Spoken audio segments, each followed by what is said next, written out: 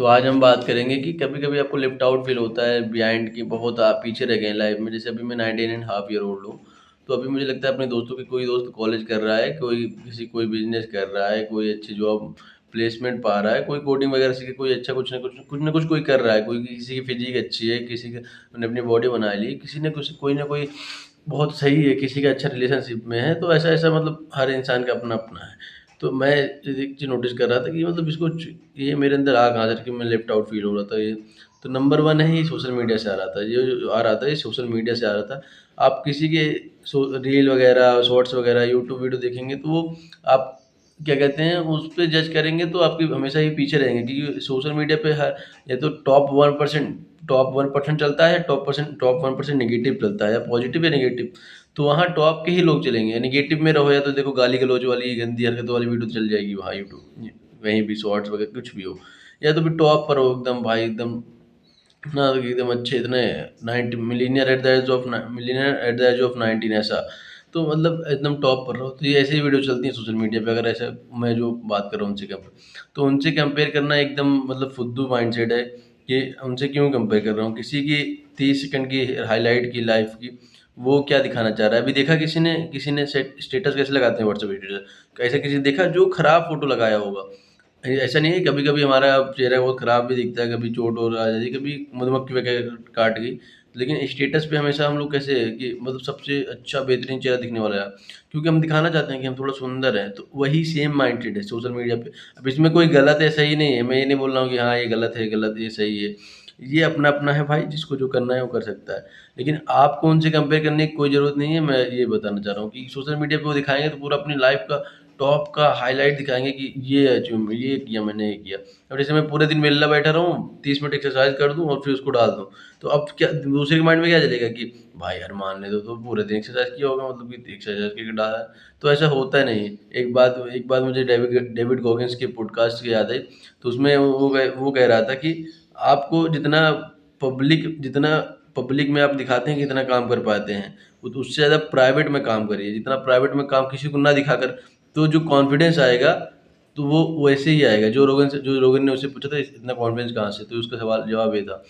तो इस नंबर 1 है ये यही है कि पहली बात तो सोशल मीडिया है, उसे अपने आप को कंपेयर करना बंद कर दीजिए।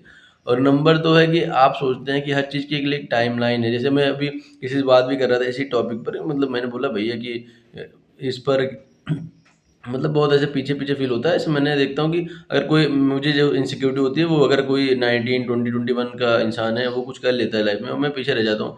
तो अगर आस-पास का ये तो सोशल मीडिया पे नहीं तो मुझे बहुत इनसिक्योरिटी, तो उनसे मैंने पूछा तो भैया ने कहा कि किसी चीज़ की टाइमलाइन नहीं होती है कि 18 बाई 18 इतना कर लूँगा, बाई 20 इतना कर लूँगा, बाई 22 इतना कर लूँगा, बाई 25 इतना कर लूँगा।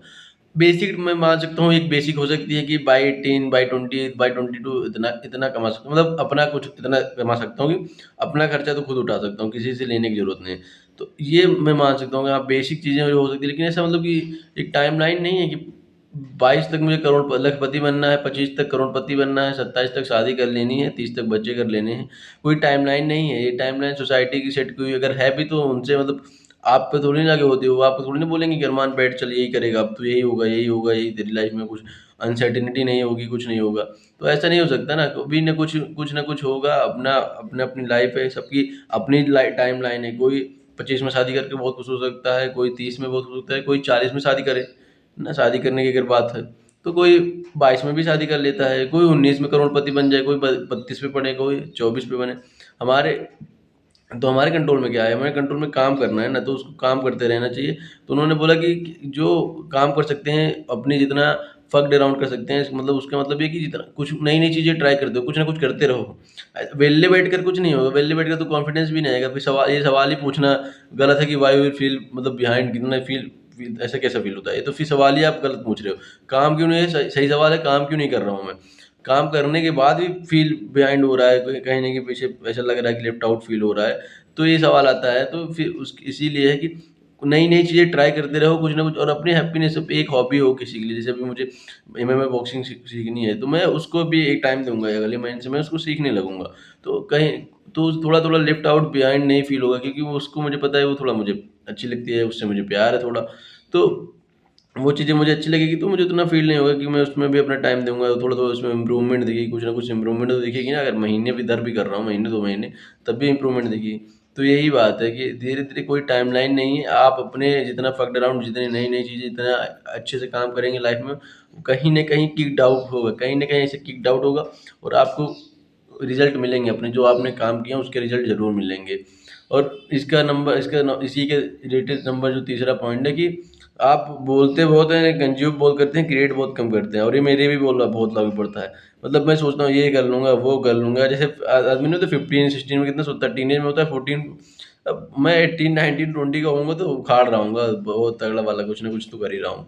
अभी जो स्थिति है उससे मैं कंपेयर करूँ तो कि जो मैंने सोचा है उसका मैं 0.11% भी नहीं हूँ, मतलब 0.001% भी नहीं हूँ, मतलब क्या सोच रखा था मैंने, इतना हाई लेवल का। तो कुछ बात इसमें है वो नहीं है, लेकिन मैं कुछ ना कुछ तो कर रहा हूँ ना, तो अपना कुछ ना जितना कंज़्यूम कर रहे हैं उससे ज़्यादा क्रिएट करिए, ज़्यादा से ज़्यादा लोगों को देखिए ना, क्योंकि नॉलेज आपके पास भरे बतेरे हैं भाई, मतलब जितनी नॉलेज आपने ले ली बहुत बतेरा है भाई, इससे ज़्यादा नॉलेज आपकी कोई ज़रूरत नहीं है लेने की, इससे ज़्यादा कुछ नहीं है। ओवर द टाइम आपको नॉलेज भी हो ही जाएगी। आपका मेन फ़ोकस हो क्या होना चाहिए, क्रिएट करने का, कंज़्यूम ना करने का। तो क्रिएट करते रहिए, कुछ ना कुछ नया ट्राई करते रहिए, कुछ ना कुछ नया ट्राई करते हैं। कभी न कभी कुछ चीज़ें किक इट करेंगे और उसके बाद आप बहुत आगे चले जाएँगे। मेरा ये मानना है, और कुछ अपनी खुशी के लिए भी करना चाहिए, जैसे बॉक्सिंग वगैरह, किसी की हॉबी है, सिंगिंग हो सकती है, किसी की गिटार प्ले करना, किसी का म्यूज़िक इंस्ट्रूमेंट कुछ भी हो सकता है। कुछ भी, किसी की कुछ भी हॉबी हो तो उसको भी करते रहिए, उसको छोड़िए मत। ऐसा नहीं है कि आधे घंटे, दिन के आधे घंटे अगर आपको अपनी हॉबी को दे दिए तो वो छो जाएगा, वो कुछ नहीं होता। सब बकवास है कि आधे घंटे भी कुछ ना करो, आधे खाओ-पियो भी नहीं। अगर कोई काम आपने कर रहे हो तो अपना मन लगा के करो, लेकिन अपने आधे घंटे हॉबी को अपनी खुशी के लिए अच्छा दो कि अपने मुझे उससे खुशी मिलती है भाई। तो ये 3-4 पॉइंट है। धीरे-धीरे, और अब किसी चीज़ की टाइमलाइन नहीं है। आप अपने देखिए, अब परसेंटेज बाय ज़ीरो देखिए, जैसे किसी के इंसान है, मान लेता हूँ ये ए इंसान है, ये बी इंसान है। अब जो है ए है इंसान, ये एक-एक साल में एक-एक लाख कमाता है भाई, हर साल कमाता। 5 साल में जो इसकी पर मंथ म कमाई हो गई है, वो ढाई 3 लाख रुपए महीने कमाई हो गई है। तो ये ऐसा हो गया, मतलब लाख से शुरुआत की इसने, अब ढाई 3 लाख रुपए 5 साल में कमाने लगा है। अब मैं बात करता हूँ सेकंड इंसान की। सेकंड इंसान है कि बी इंसान है, ये कमा शुरू करता है 20-30 हज़ार से शुरू करता है, कमाता है पहले साल में 20-30 हज़ार, फिर धीरे-धीरे के तीसरे-चौथे साल में आता है, ये तो 50-60 चीज़ें कमा कर रहा है। उसकी शुरुआत 1 लाख से हुई है, लेकिन ये 50-60 हज़ार 3-4 साल में पहुँचा है।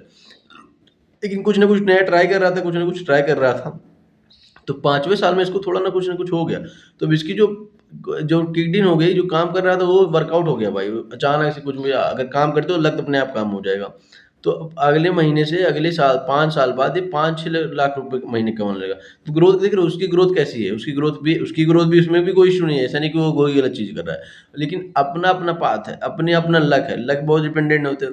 लक भी बहुत मैटर करता है लाइफ़ में। अब किसी का अपना कुछ लक होता है। अब मैं पुणे में रहा हूँ तो मेरा एक लक है, पता नहीं इससे कोई बैंगलोर में रहा हो तो उसका और अच्छा लक होगा, कोई अगर वहीं रहेगा तो लक, जितना ज़्यादा आप फक अराउंड करोगे, इधर-उधर घूमोगे, इधर-उधर कुछ ना कुछ करोगे नया-नया चीज़, उतना ज़्यादा आपका लक मैटर करेगा, उतना ज़्यादा आप ग्रोथ कर पाओगे। तो यही पॉइंट है कि अपनी अपने आप को किसी से कंपेयर नहीं करना। अपने से कंपेयर करना है कि 6 महीने पहले क्या था, तो अभी 6 महीने पहले कहाँ था मैं? 6 महीने पहले मैं इतना कमा रहा था, अब कितना इतना कमा रहा हूँ। 6 महीने पहले मेरी फ़िज़ीक कितनी थी? अब इतना ही है, अब इतनी है। ग्रोथ हुई कि नहीं हुई? नहीं हुई ना ग्रोथ, तो फिर उसमें मेरी गलती है, उसमें किसी से कंपेयर करने की बात ही नहीं है। 6 महीने पहले मैं कैसे सोचता था, अभी माइंडसेट में कुछ चेंज आया है? आया है, पॉज़िटिव आया है, नेगेटिव चेंज आया, क्या आया है? तो इसके बारे में है, 2-3 महीने में पेन पेपर उठाओ, 1 घंटे जाकर बैठो और उसमें अपने राइट डाउन करो कि क्या-क्या उसमें तुमने गलतियाँ की, क्या-क्या नहीं कर सकते। दूसरों से कंपेयर करने की कोई ज़रूरत नहीं है। एक छोटी-सी लाइफ़ है, दूसरे से कंपेयर करने के लिए नहीं है। अपने अपनी लाइफ़ को फुलेस्ट पे जीनी है कि कितना, मतलब इतना पे मैं जी सकता हूँ फुलेस्ट पे, उस हिसाब से जीना है। तो यही पॉइंट है। धीरे-धीरे अपनी इनसिक्योरिटी को कम कर दिए, राइट डाउन करिए कि क्या है और कैसे उसको कम कर सकते हैं।